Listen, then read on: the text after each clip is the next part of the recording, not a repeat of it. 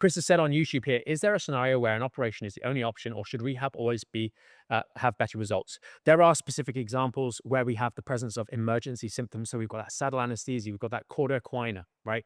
The loss of bladder bowel control. We've had a significant trauma, and maybe we've got some breaks or something like that that needs stabilization because we've just been in a car accident, or we've fallen out of the window up there, right? Thankfully, these scenarios are very, very rare in the grand scheme of back injuries.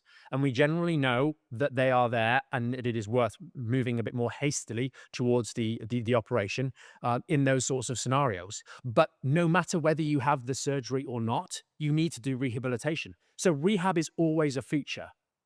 And then obviously, if there are certain specific circumstances, then we can start to consider the surgical intervention. But so often we get comments on social media about, oh, I've been booked in for surgery for like 6 months' time or 4 months' time. We had someone recently, they've been booked in for surgery in like November. That is not an emergency surgery.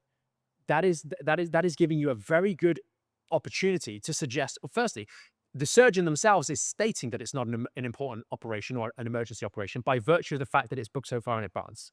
If the circumstances were different, you would already be having the surgery. That I think is a very important thing. Otherwise, there's a dereliction of duty. If it actually is an emergency and then you've got it booked like 4 months away, that's really because they know full well you're going home to live life in the real world. They haven't put you in suspended animation for the next 4 months while you're waiting to have that surgery. And that implicit, non-spoken information is really important to actually either call out and ask specifically. That would be great, right?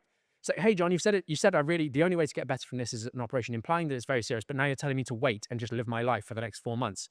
Well, explain that to me because that seems a bit contradictory. And then they'll say, well, we don't really know if a surgery is going to help you, but we're going to give it a go. And you've tried a bunch of other stuff. So, hey, this might help, right? That's the conversation. And that's a very different level of conviction as to the necessity to have the operation than what might immediately be perceived as, oh, I've been recommended to have a back surgery.